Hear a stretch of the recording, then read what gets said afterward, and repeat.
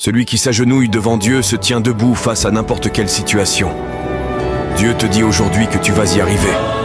Toi et ta famille serez en sécurité. Reste fort et laisse-moi mener ce combat pour toi. Quand Dieu ferme une porte, c'est parce qu'il est en train d'ouvrir une fenêtre encore plus grande. Et sache que Dieu ne se trompe pas. Ses plans sont parfaits. Fais-lui confiance, même lorsque tu ne comprends pas son chemin. Il est le seul à pouvoir transformer ton épreuve en une victoire bénie. Mon frère, tu n'es pas seul. Ma sœur, tu n'es pas seul. Je suis toujours à tes côtés. Permets-moi de t'aider dans ce moment difficile. Je suis en train de résoudre cela pour toi. Je vais changer chaque mauvaise situation dans ta vie. Je vous promets qu'un grand avancement viendra très bientôt pour vous. Mon amour pour toi est éternel.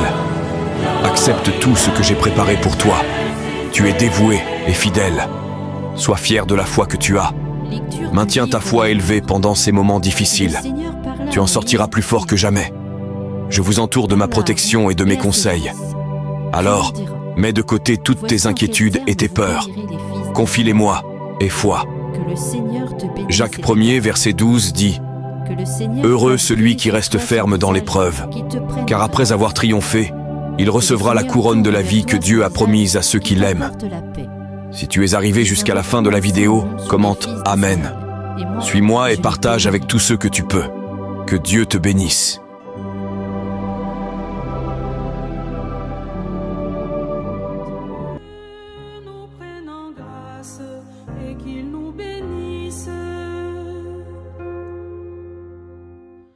Que Dieu nous prenne en grâce et nous bénisse, que son visage s'illumine pour nous, et ton chemin sera connu sur la terre, ton salut parmi toutes les nations.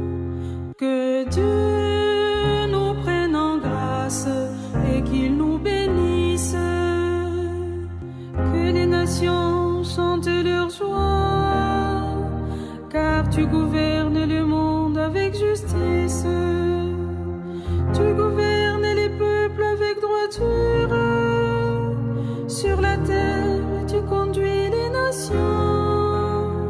Que Dieu nous prenne en grâce et qu'il nous bénisse, que les peuples, Dieu, te rendent grâce, qu'ils te rendent grâce tous ensemble.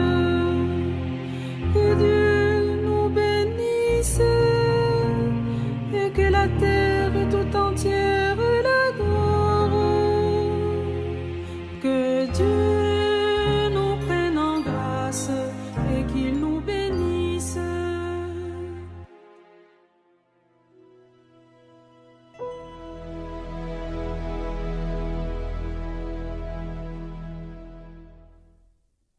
Lecture de la lettre de saint Paul apôtre aux Galates. Frères, lorsqu'est venue la plénitude des temps, Dieu a envoyé son Fils, né d'une femme et soumis à la loi de Moïse, afin de racheter ceux qui étaient soumis à la loi, et pour que nous soyons adoptés comme fils. Et voici la preuve que vous êtes des fils. Dieu a envoyé l'Esprit de son Fils dans nos cœurs, et cet Esprit crie « Abba », c'est-à-dire Père. Ainsi, tu n'es plus esclave, mais fils. Et puisque tu es fils, tu es aussi héritier. C'est l'œuvre de Dieu.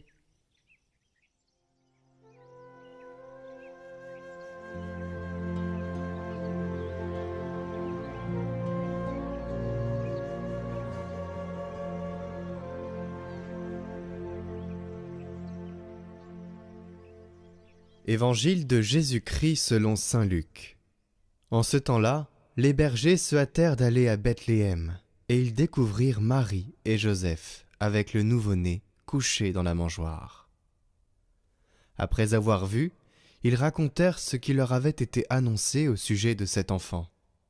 Et tous ceux qui entendirent s'étonnaient de ce que leur racontaient les bergers. Marie, cependant, retenait tous ces événements et les méditait dans son cœur. Les bergers repartirent et glorifiaient et louaient Dieu pour tout ce qu'ils avaient entendu et vu. selon ce qui leur avait été annoncé. Quand fut arrivé le 8e jour, celui de la circoncision, l'enfant reçut le nom de Jésus, le nom que l'ange lui avait donné avant sa conception.